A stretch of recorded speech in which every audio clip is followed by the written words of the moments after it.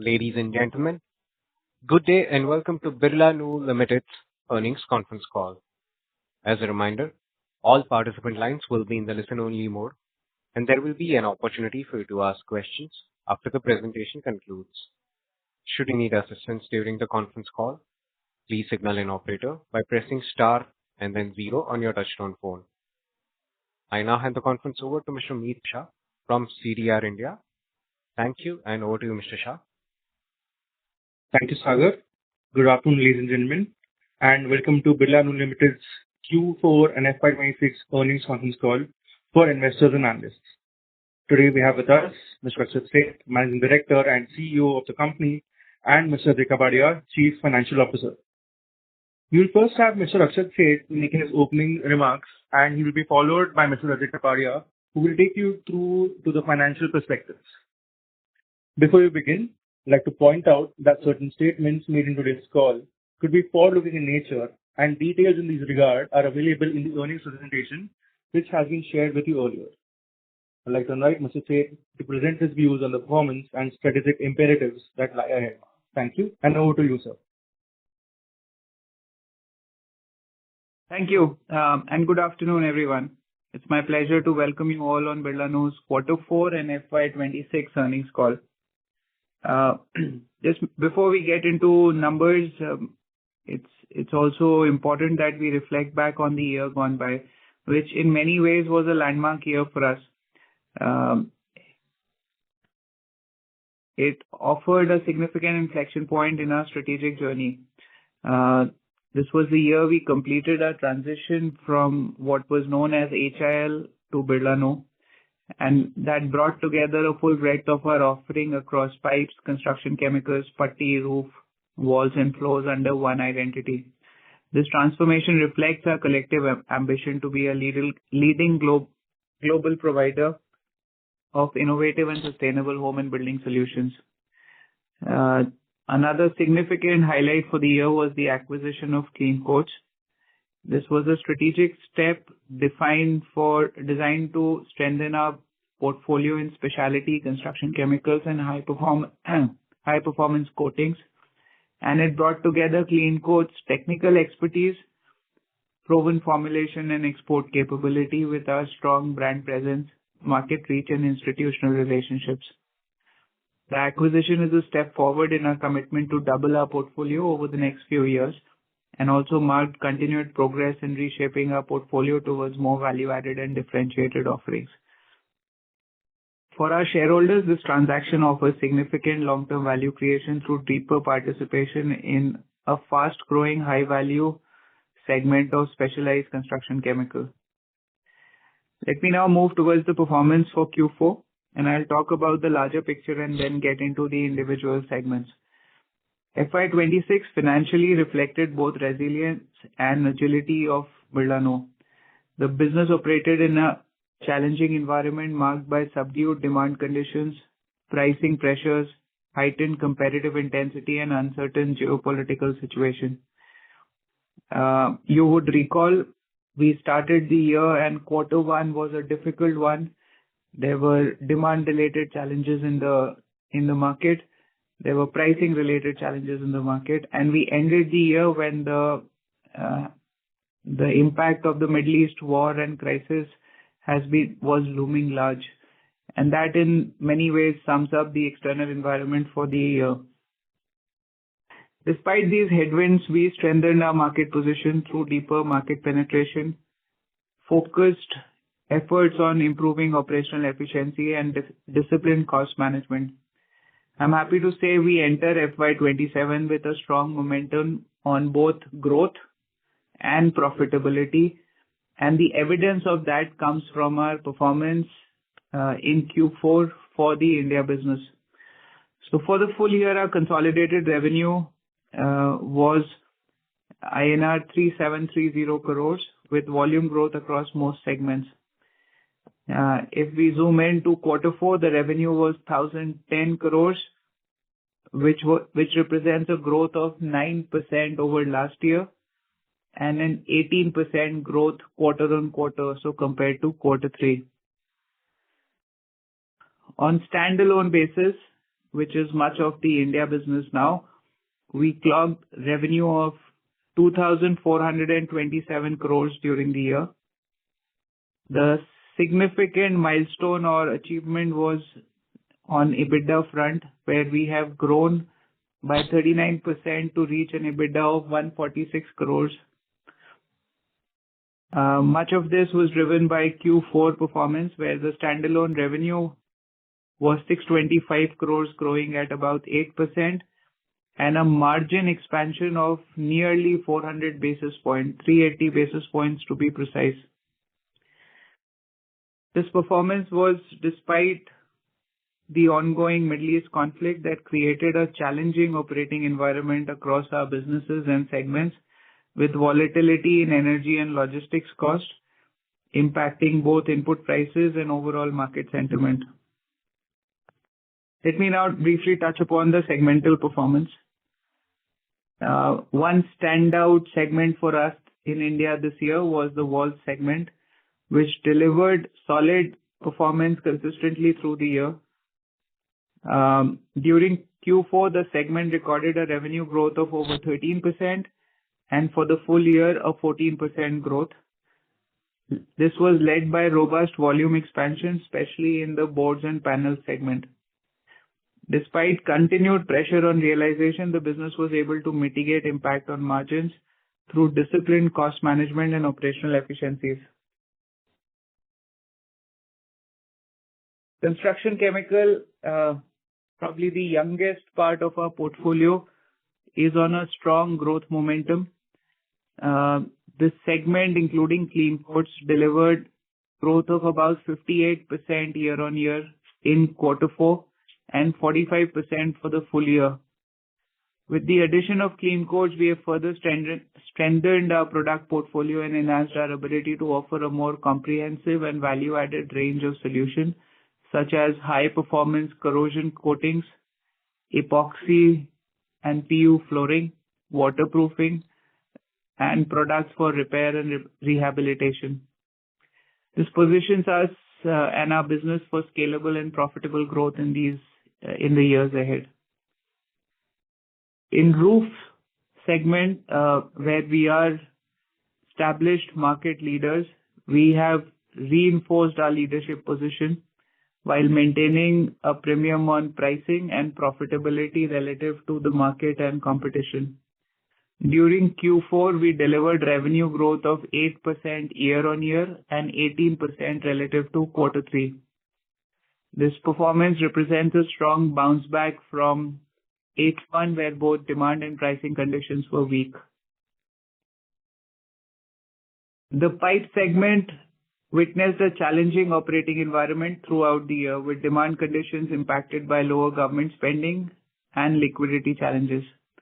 The sharp decline in resin prices, which reached multi-year lows, led to significant pricing pressures. This was followed by the month of March, where we witnessed a sharp increase, nearly 60% in a short span of 3 to 4 weeks. In this challenging and volatile environment, the performance during Q4 stood out as revenues increased significantly. We grew nearly 30% over Q3. More importantly, the EBITDA margins expanded sharply by about 1,300 basis points year-on-year due to sustained cost actions, higher realization, and also some positive impact of inventory revaluation. We are confident that in this segment, there is now a strong momentum with us, and going forward, we will continue to drive on both growth and profitability. Parador navigated a tough year marked by weak demand in key European markets, softer pricing, and input cost inflation. Full year revenues, while being steady to a marginal decline in euro terms, overall profitability suffered because of an unfavorable product mix, higher material cost, and certain one-off expenses. Looking forward to FY27, we see clear momentum in growth and margins. driven by deeper European retail penetration, rising contributions from new markets like the US, and targeted pricing moves and the full benefits of the cost optimization that was done in FY26. Beyond numbers, there are a few things to look forward to which will fundamentally improve both the growth trajectory and the profitability of the portfolio we carry. The first one is a program that we ran with BCG, focused on some of our key product segments, which was a comprehensive value enhancement exercise. The idea was to identify and implement larger pools of P&L impact opportunities. We are already seeing, and some of it is visible in Q4 results, incremental benefits flowing through with the full savings set to materialize from FY27 onwards. In addition, we have undertaken several internal initiatives across our business to tightly control cost and streamline processes, bolstering competitive margins and resilience against external uncertainties. On the investment front, execution remains on track across our key strategic projects. The new boards plant we are setting up in Nellore, Andhra Pradesh is advancing well and is on track as far as defined execution milestones are concerned. Similarly, the OPVC facility in Patna is now fully commissioned. Our innovation engine continues to remain a key differentiator for us, enabling us to consistently introduce value-added and differentiated solutions across businesses. During FY26, we launched several new products across categories such as designer boards, premium blocks, to name a few. These received encouraging market response and further strengthened our premium portfolio. Building on this momentum, we have an exciting pipeline of innovative and differentiated offerings planned for FY27, which we believe will further strengthen our market positioning and support long-term profitable growth. As we move into the new financial year, our focus remains firmly on strengthening market leadership, driving operational excellence, and delivering sustainable profitability. While we remain mindful of the evolving macroeconomic and geopolitical environment, we believe the organization today is more resilient, more agile, and future-ready, and it's well positioned to create long-term sustainable value for all stakeholders. With that, I conclude my opening remarks and I invite Ajay to take you through the financial and operational details. Ajay, over to you. Thank you, Akshat, and good afternoon to everyone for joining this call. I'm happy to take you through the key financial and operational highlights for Q4 and for the full year FY26. FY26 was a year of transition and strategic progress for Birlanu. The operating environment remained challenging throughout the year, with continued volatility across key markets, soft pricing in the most categories, and demand conditions that stayed uneven for a large part of the year. Despite these headwinds, we delivered steady operational improvement across most of our businesses, supported by disciplined execution, cost optimization initiatives, and improving operating leverage. I believe our performance needs to be viewed in that broader context.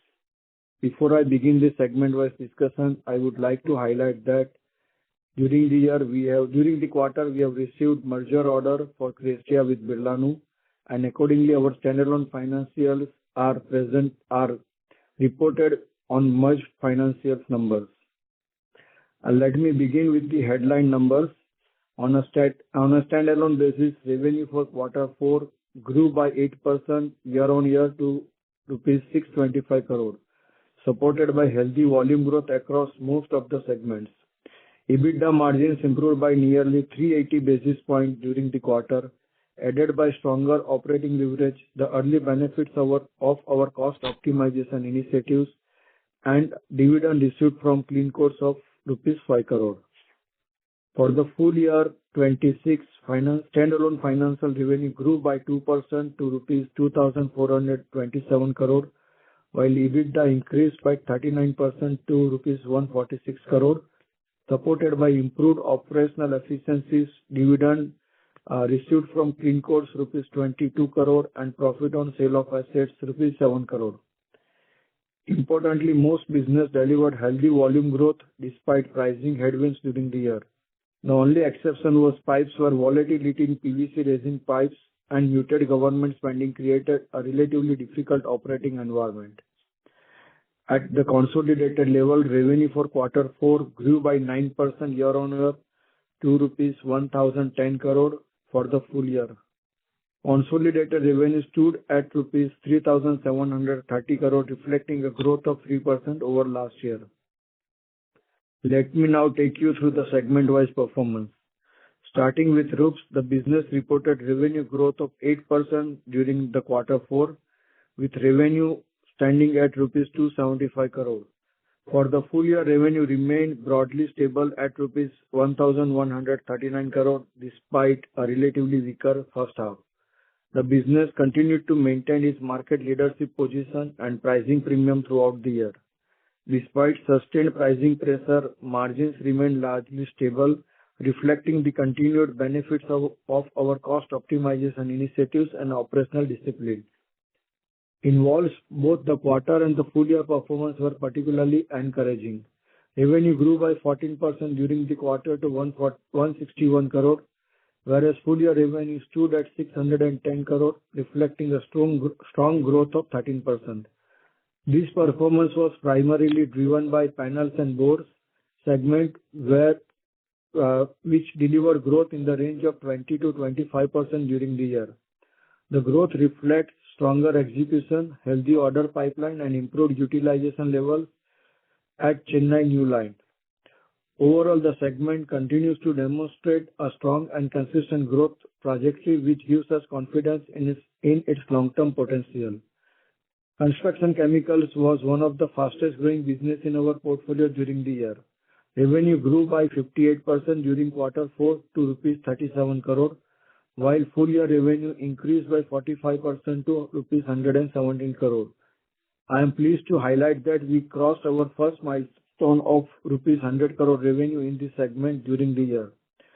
The acquisition of Clean Coats marks our entry into the coating segment, further strengthening our product portfolio while also enabling premiumization opportunities and healthier margins.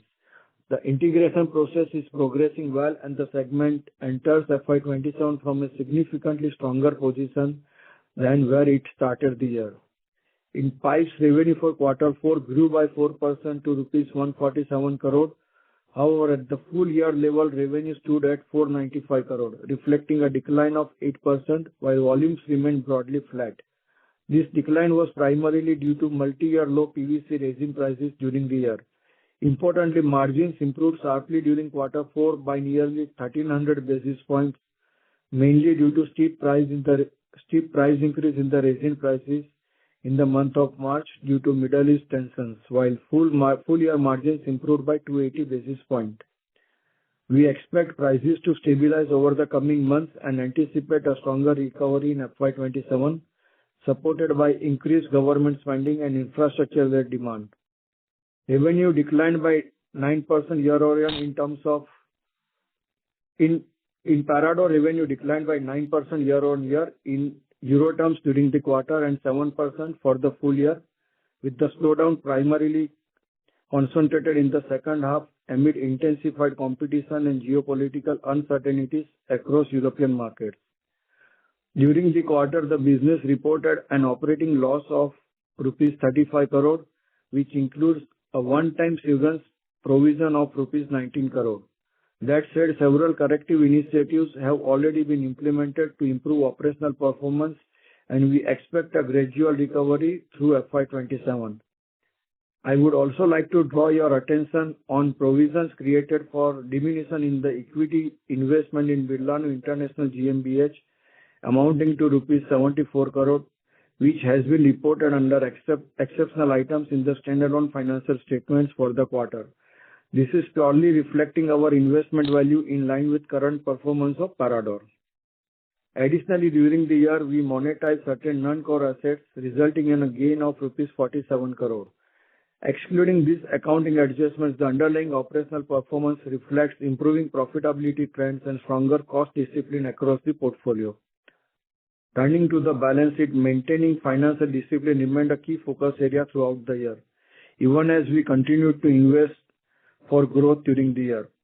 Our debt stood at rupees 709 crore at the beginning of the year, increased to 929 crore as on December, primarily on account of investment in Clean Course acquisition, as well as ongoing expansions in OPVC and new boards plant in Andhra Pradesh. I am pleased to note that through focused working capital management and tighter operational controls during the second half, we were able to reduce borrowings, and it stands at rupees 851 crore at the end of the financial year. The direction of travel on debt reduction is encouraging, and we remain committed to maintaining a prudent and disciplined capital structure in line with our internal plans. The foundation we built through FY26 is significantly stronger than where we started the year. We enter FY27 with improved operational momentum, a more integrated business structure, and greater confidence in our strategic direction. We remain fully committed to translating this progress into stronger financial performance and long-term value creation for all our stakeholders. With that, I conclude my remarks and hand the call back to moderator to open the floor for questions. Thank you. Thank you very much. We will now begin with the question and answer session. Anyone who wishes to ask a question may press star and then one on their touchtone phone. If you wish to remove yourself from the question queue, you may press star and two. Participants are requested to use handsets while asking a question. Ladies and gentlemen, we will wait for a moment while the question queue assembles. Again, to register for a question, please press star and one. Your first question comes from the line of Nitin S. Dharmawat from Aurum Capital. Please go ahead. Yeah, thank you for the opportunity. Hello. Yeah, Nitin, thank you for that. Your voice is not clear, please. Yeah, just give me a minute.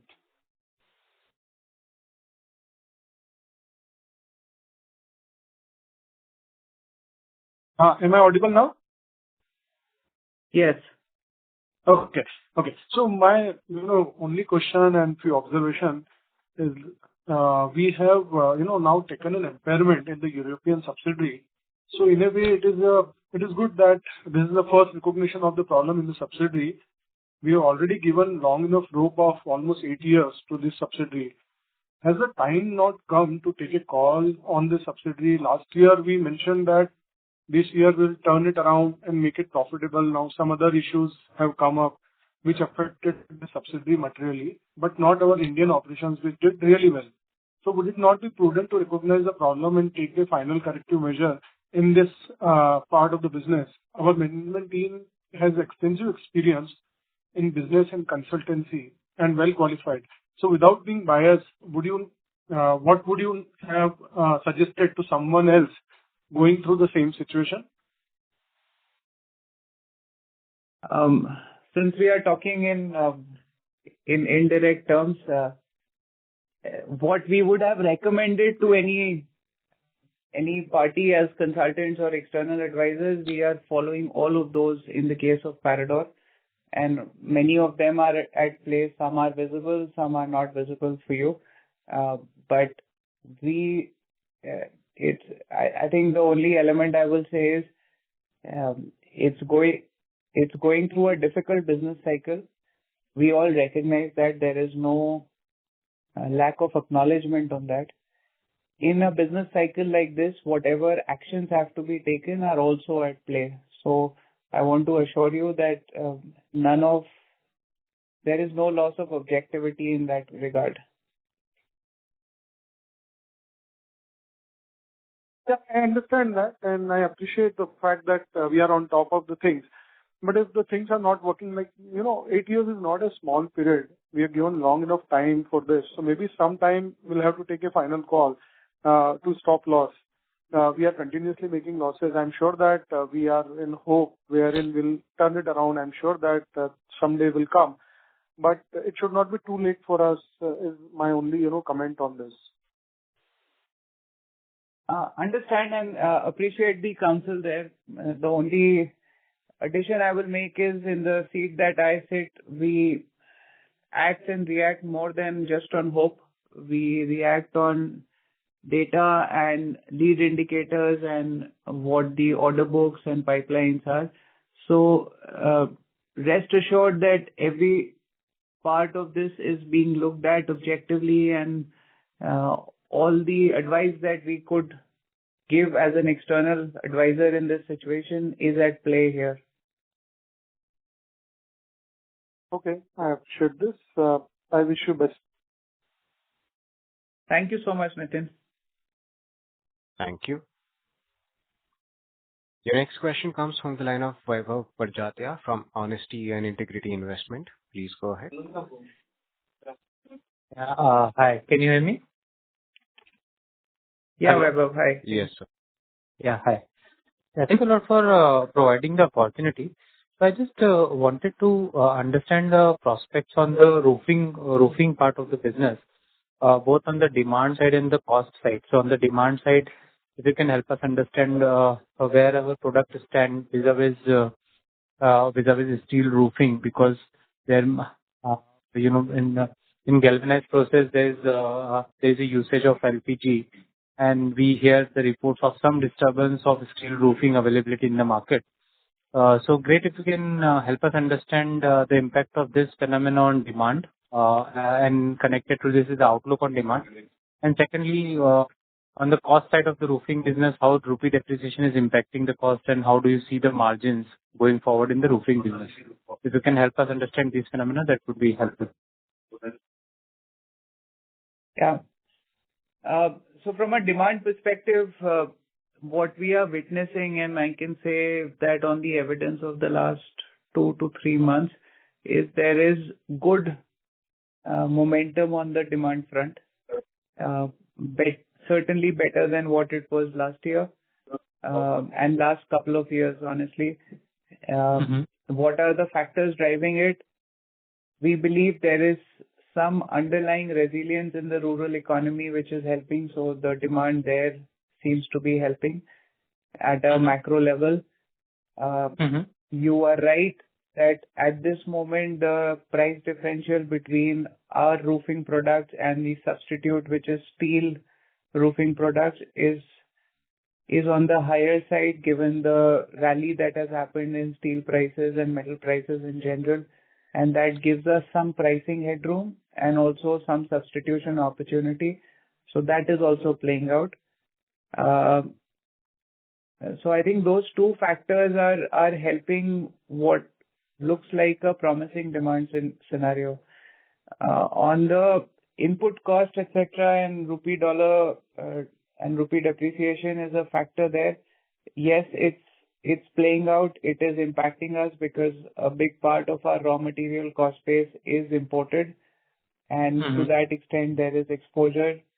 There is not just on rupee depreciation, but also the impact of freight increases that will play out.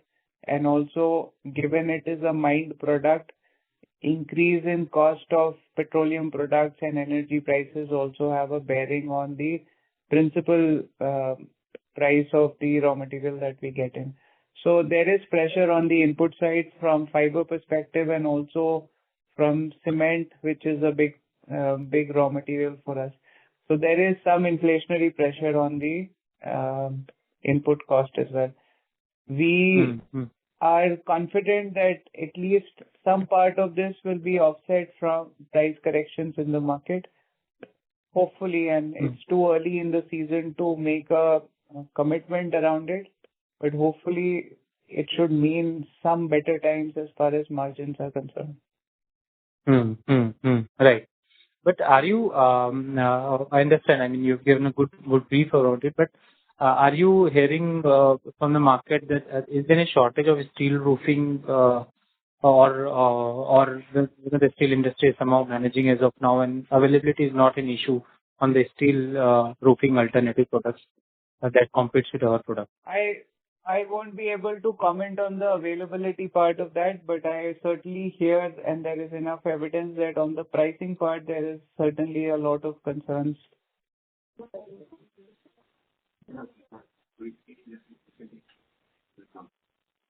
Yeah. Hello. Yes. Did you hear my response? Yeah, sorry, I missed the last sentence of your conversation. So if you can repeat that, that would be helpful. I said I won't be able to comment on availability concerns, but we certainly know that there are concerns around pricing of steel roofing and steel products for that segment. Okay, got it. Understood. Yeah, that's it from my side, sir. Thank you. Thanks, sir. Thank you so much. Thank you. Your next question comes from the line of Parikshit Gupta from Fair Value Capital. Please go ahead. Thank you very much for the opportunity. I hope I'm audible. Yes, Parikshit. Please go ahead. All right. So my first few questions on the pipes and construction chemical segment. Can you please help me with a breakup of the construction chemicals segment? You mentioned that there is a 58% growth year-on-year in Q4. Can you tell me how much contribution is there from clean coats and what is the growth number X of clean coats, please? Yeah. So without clean coats, the growth is 25% for full year. With clean coats is 40. With clean coats, it is 58%. Clean coats number for the 4.5 months is 20 crore. 58% is for quarter 4. No, full year. 58% is for quarter 4 and 45% is for full year. Correct? Yes. Okay. So if I understand for the this quarter, correct, clean coats. Yes, please go ahead. no, please, sir, you continue with the numbers. Let me ask my follow-up questions after that. Please go ahead. Yeah. Your other question is what is the clean coats number? It is 20 crore for 4.5 months from the date it acquired. And X of this, you're saying the growth for just quarter 4 is 25% just for construction chemicals, right?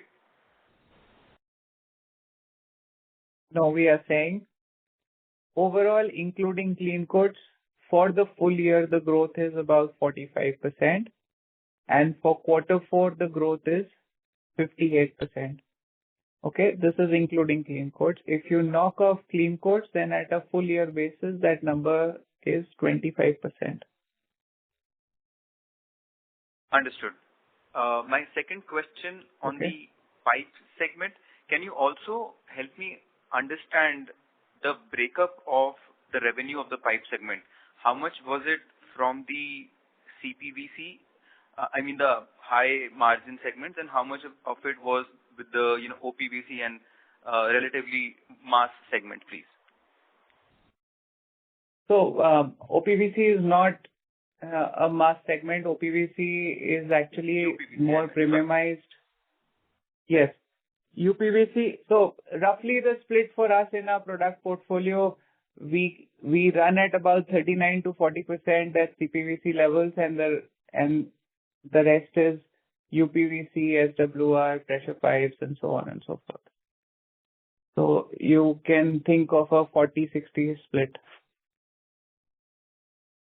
Understood. Now, in terms of the DGTR removing the anti-dumping duty until the end of June, is there any? I am sure that the industry lobby is rooting for not extending this removal of anti-dumping duty. But can you tell me some more detail of how the discussions are happening so far? I would not be in a position to comment on that. I am not aware of any industry lobby talking about this. So this, to our best of our knowledge, was government's proactive action given the volatility that was experienced in the market and the impact it was creating in the consuming pockets. As I made a remark in my opening comments, we witnessed a month of March where in 3 weeks the prices went up by about 60%, and then in the month of April they again climbed back by about 25 to 30%. That kind of volatility is not good news for the industry overall. There might be short-term profits, but it creates a slightly longer-term uncertainty, which is where this step is welcome. And that's as far as I can comment on it. Okay, but the removal was before this entire situation in the Middle East. That was in early March. No, sorry, you are talking about the import duty, right? Correct. Yes, there was the If import duty. If I remember correctly, that came in April, not in March. That was almost 3-4 weeks after all of this had happened is when it came. So sometime in April, first 10 days of April, if I remember correctly. Okay, I will recheck my data here then. And can you please also help me understand the current demand environment? You mentioned in your opening remarks that it has been weak through FY26. We have observed that. But how does it look now? If you can shed some light on that, please. See, you would have seen across most companies, Q4 was better. It is how we experienced it. It was better both on volume and revenue and also on profitability. In fact, more so on profitability. We believe we have done better than most of our peers on the improvement side as far as profitability is concerned. As we enter the new financial year, given this whole volatile resin price environment, it's a hard one to predict. The fundamentals still remain intact, but sharp increases in prices or sharp decrease in prices drives abnormal behavior by channel, and stocking happens and so on, or destocking happens in an adverse situation. But the fundamental macro demand scenario still remains intact. The amount of construction and hence the consequence of that on the demand for pipes still remains where it was. Okay, understood. This is what helpful. we also see as a positive, if I may add, the last 2 years were extremely soft as far as government spending in infrastructure on water and pipeline and JJM, etc. From Q4, we are witnessing some green shoots of recovery on that front. It is also accompanied by a fresh commitment by the government in the recent budget of the allocation for JJM and so on. Having said that, those allocations were made in the last year and the year before that as well, but only a small amount of that was actually realized. But the fact that the program has been rebooted and we witnessed some positive movement on ground is again a positive tailwind that we will take for the industry. Okay, this is very helpful. If I may, a couple of questions on Parador, please. I do understand the severance package impacting the operating income. What were the other challenges in Q4? You mentioned the high input prices in a softer demand environment. I do get it, but from an operational perspective, were there other also challenges which resulted to such a lower negative margin? No, so I think operationally there were no other challenges. Given this whole war situation hit in early part of March, and if you see traditionally March and Q4 is almost a high season for us. there were a lot of orders which have been deferred. While those orders still remain in our order book, they have been deferred, and hence there was a negative impact on revenue. So a large part, apart from those one-off items, the reason for profitability being low is essentially the drop in revenue and volumes. So no other factor or any major factor to report here. Understood. And in terms of the India expansion of Parador, from basic research, I could find out certain links which talk about the pricing and the offerings online. But can you also help about how you're positioning this product in terms of both commercial as well as B2C offering of the product? Yeah, so it's still positioned at the premium end of the segment. It's a made in Germany product. And that's the proposition that we are building. The brand is centered around quality, aesthetics, and that's the same promise that we are making to consumers here in India. Over the last 12 months, there is now a sales team which is dedicated for this, and a lot of groundwork has happened in that. So we are now building a pipeline of orders both on the commercial side and also equally building a retail footprint. Having said that, we recognize that much of the demand will be anchored around the larger cities and metros, and that's where the market focus is. So we are not trying to be everywhere. The one challenge that we face, which also is in some sense the landed cost of those products in India is something that remains a concern. So pricing will be a critical factor, and India, you are aware, is a very price sensitive market. So that's one challenge that we manage on a day-to-day level. But the rest of the fundamentals and positioning is as I described. I understand. In terms of comparison, maybe with existing players, for example, Welspun Living, I looked at their catalog. Their offerings are of the similar specifications. I cannot comment on the relative quality of the two products, but the pricing is at somewhat discount to Parador.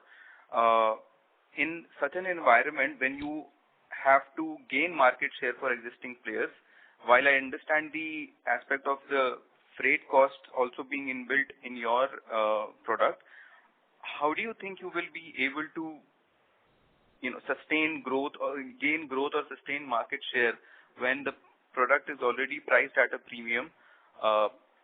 Can you tell me a little bit about that, please? See, I won't comment on a specific competitor or market player. Not right on my part to do that, but I will just take an analogy. In the automotive world, you will have Maruti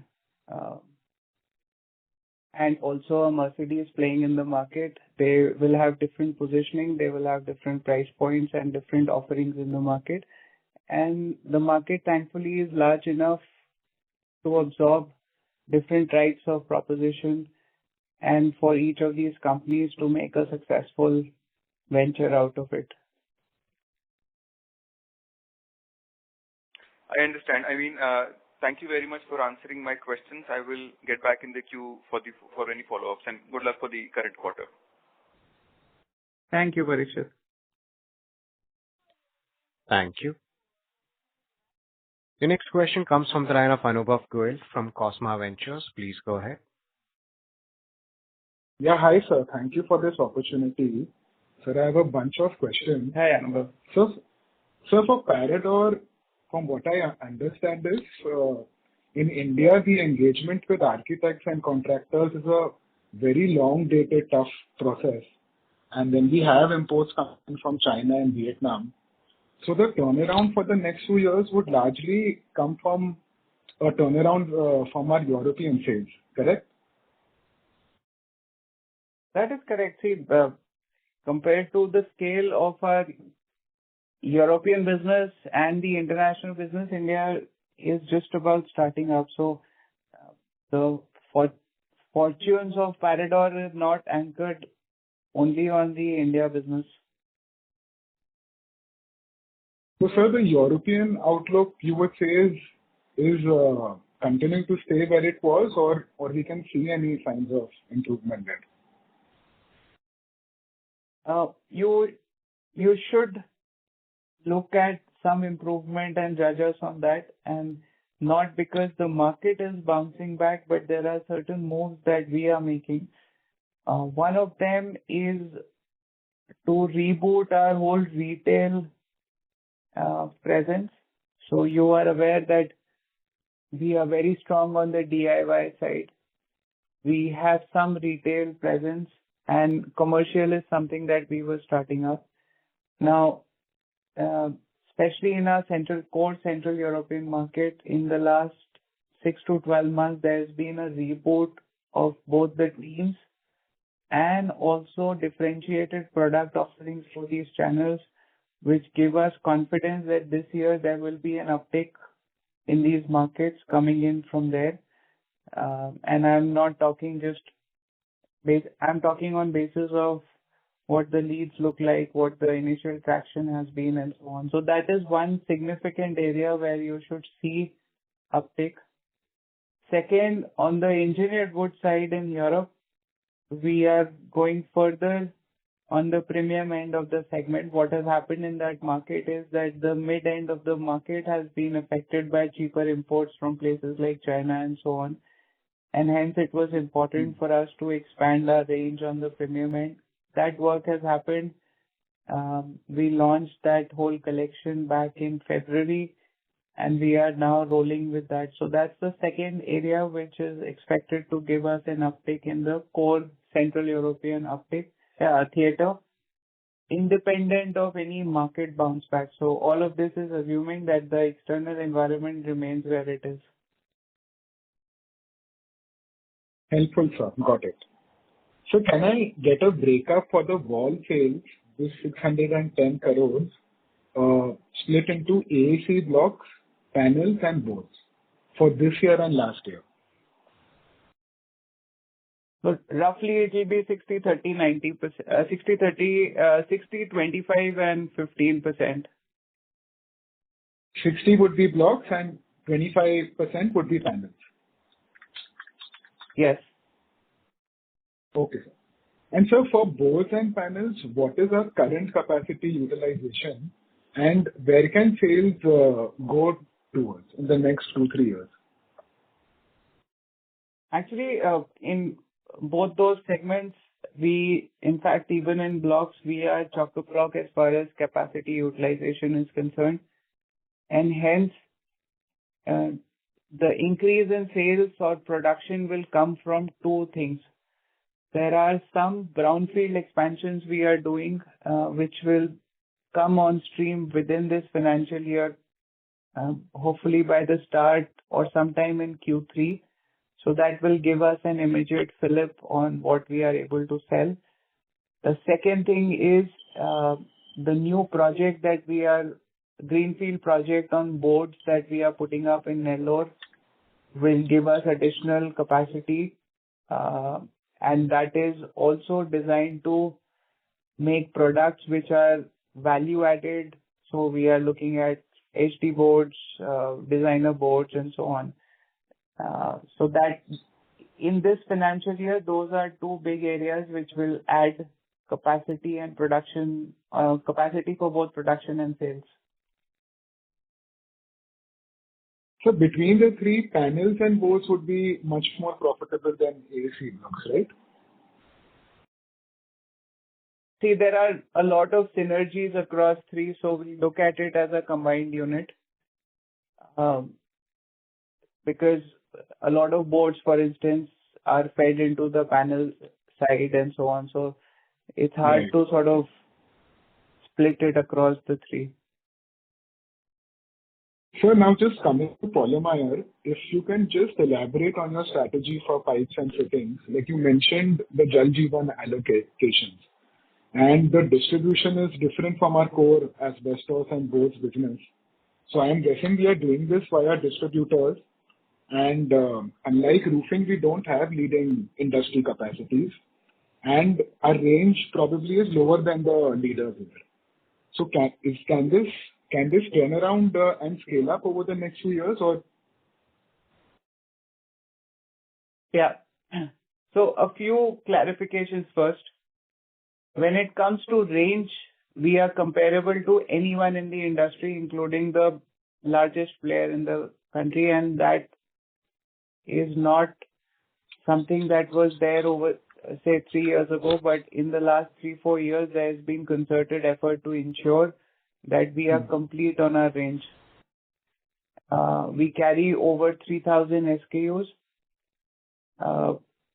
and from CPVC, UPVC, OPVC to HDPE, the entire range is available with us.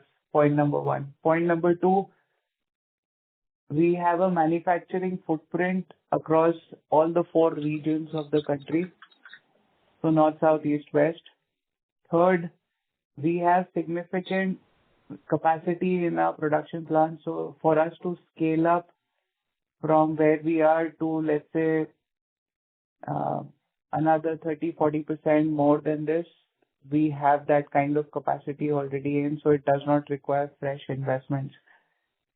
So those are 3 sort of baseline items. Got it. Given what the market conditions, and I'm now commenting on the strategy, what the market conditions were in the year that has finished, FY26, we were, as a team, sharply focused on making sure that all the operational efficiencies are maxed out, and a lot of work was done on that, which is now visible in our Q4 numbers. Even if I discount some of these material and material cost-related items, which were one-off because of the price spike that happened, there is still a lot of gain to be shown on the profitability side. We feel that's now in a stable area, and as the markets are sort of looking positive, demand scenario is looking slightly better, we are focused on accelerating sales. A lot of effort and initiatives have gone in defining which markets we want to win. A proper sales acceleration program has been underway for the last 6 months. And really now the focus is just make sure that we are winning in the markets that we have identified as our priority ones.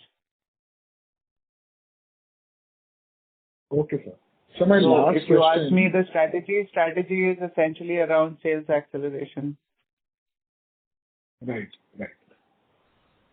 Got it, sir. So my last question, for AAC blocks, could you mention which are the largest 2-3 capacities in the industry?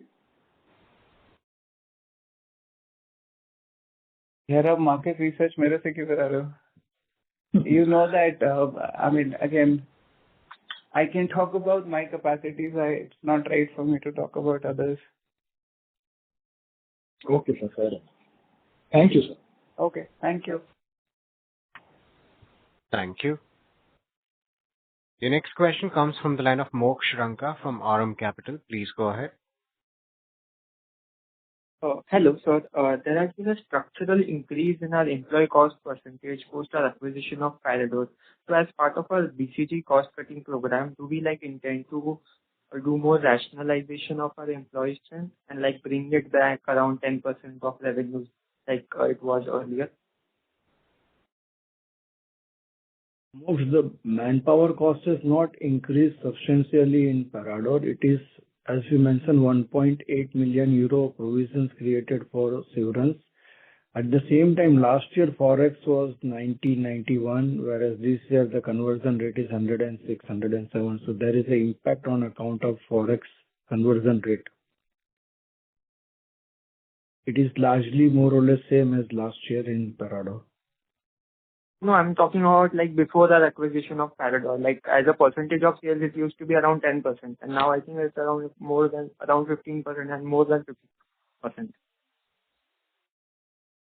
So are we planning to? Also the denominator of. See, it's also. it's a function of also the denominator you were applying between, say, 8 years ago and now. So that's also at play. Having said that, in terms of both headcount and the cost of headcount, it's something that we look at constantly. And wherever there is streamlining that needs to be done, we are always on the job. Okay, and are we trying to restrict it to some percentage of it, like in terms of that? And also, like one more question would be, how much is like the maximum that we are comfortable to? Because leverage has increased a lot in the last few years.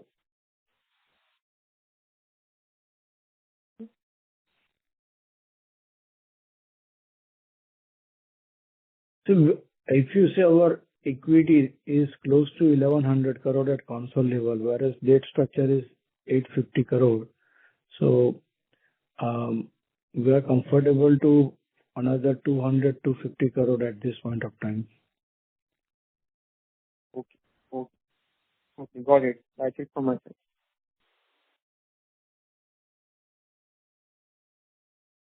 Thank you. Your next question comes from the line of Sanjay Kumar from iThought PMS. Please go ahead. Hi. First question on margins. In Q2 call, I think you're committed to about 150 to 200 basis points EBITDA improvement from the BCG project. In Q4, on a standalone basis, we did about 4% EBITDA margins. This is excluding other income, so roughly 27 crores EBITDA. So I guess the BCG-driven savings has already played out as you had guided for in Q2. So how do we get to a 10-12% EBITDA band, EBITDA range? Which segments and what levers will take us there now that BCG has played out?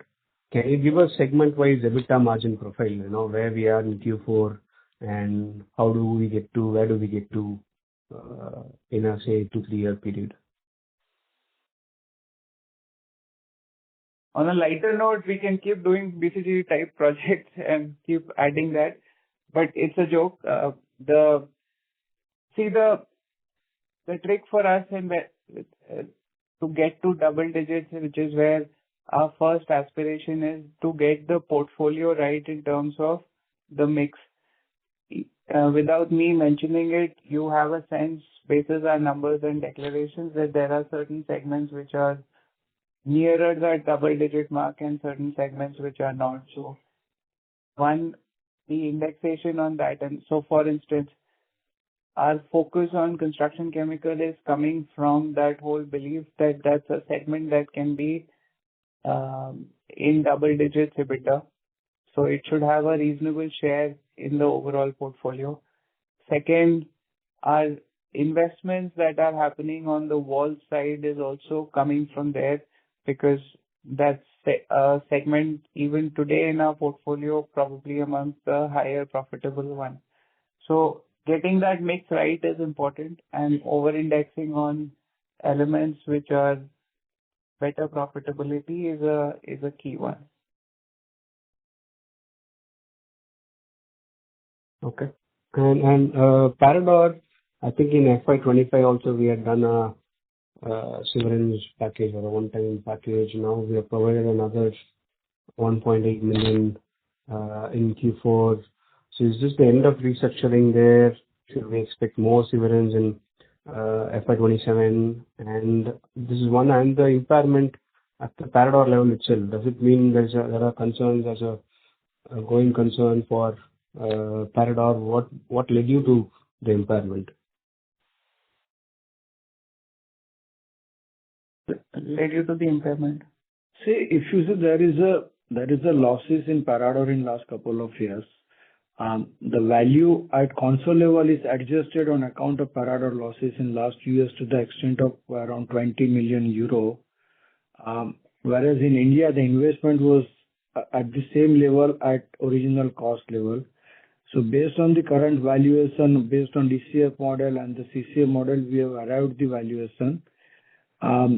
And then we have worked out the equity value and then adjusted the equity value investment to the current equity value as per the valuation model. So Got it. that is one of the reason the impact has come only in standalone books, not in the consolidated books. Okay. What is the residual equity value today? What is the equity value? Dual equity value. So it's around 200 crore as on 31st March. Our original investment was 273.5 crore. Okay. Okay. Got it. On this severance, will it continue? We have been doing restructuring every year. What to expect in FY27 in Parador profitability? I think what we should expect is a bounce back on sales, which then has a positive flow through on profitability. That's the expectation to carry for this year. Okay. Okay. Final question. What was the volume growth in pipes and walls segment in Q4?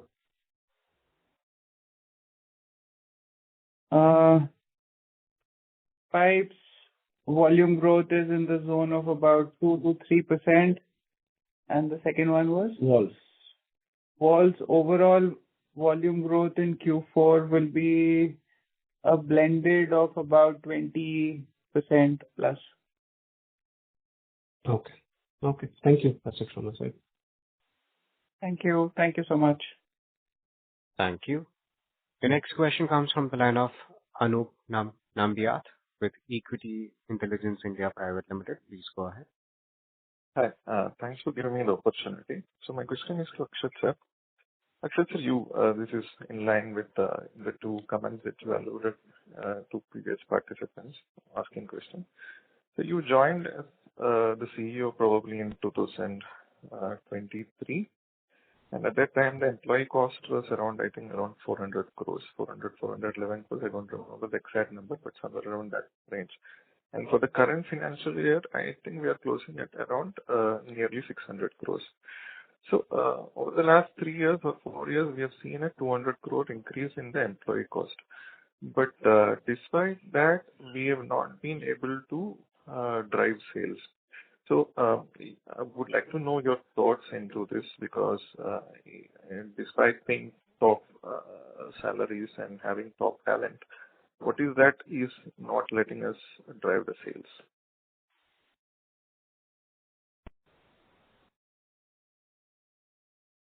Hello? Yeah. First, I think the numbers you are quoting, I mean, in general, directionally, I can understand where you are coming from. So the specifics of the number, I would urge you to check because they don't seem to tally with what our numbers are. There is a India part of the salary or let me complete, please. Yeah. There is a India part manpower cost, and then there is a Parador part. There is also currency factor that comes in, and so on and so forth. So we can speak separately, but there is some bit of parsing that is required there. That said, the revenue growth trajectory has not been where it should be. In the last at least couple of years, the focus has been to put new growth engines which can drive revenue in a more meaningful fashion, which is where the inorganic activities have happened, which is where a lot of organic push on building new markets, new product segments has been there. Some of these things have a little bit of a timing angle to it in terms of from germination or sowing the seeds to when the harvest can be done. So maybe we are slightly earlier in this cycle. I think what has happened over the last couple of quarters gives us confidence that finally the growth cycle is moving and you will see numbers which are more to your liking than what it has been in the past. That's number one. Number two, it's also been an environment where for our industry, both in India and outside India, the conditions have been less than benign. So there have been a fair amount of headwinds that have also been at play. And the third factor I will play is if you scratch below the surface, in every product segment, there has been volume growth over the last couple of years. But given the competitive situation and the pricing environment, it has not translated fully on the revenue side, which again is a correction that has to be done and so on. So there are some positives, but the big picture, I'm not disagreeing with what you are saying. So, from an optimistic point of view, if I say that we have a capable team to drive the sales further higher in the coming years, would you agree to that, or would that be a right statement to make? Do you have the confidence? Absolutely, unequivocally, that's what is keeping us going. The teams have been both restructured, new talent has been brought in many cases, new teams have been brought in. In many cases, there is the old set of people who are still leading from the front. So there is a huge amount of confidence on the team. I will again give examples. I think we can keep talking about what the numbers are, and somewhere, let's say, pipe segment where we have been our own critics in the past. This is also the team which has delivered stellar numbers in Q4. So with some amount of market tailwind, this team has also shown evidence that it can hit the ball out of the park. So we have the right ingredients, and these things also have a little bit of timing factor that comes into play. So we can't also get ahead of the curve on that. So one final question, if I may add. Yeah. This is on the Please. capital allocation, sir. Capital allocation, sir. We have stated our intent to grow inorganically in our previous calls, and I think even through the AGMs. And we have a stated objective of $1 billion revenue target as well.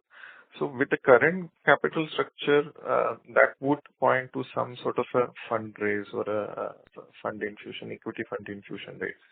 And do you see the promoters willing to put in extra money, and especially at the current depressed valuations, does it make sense for them to consider that?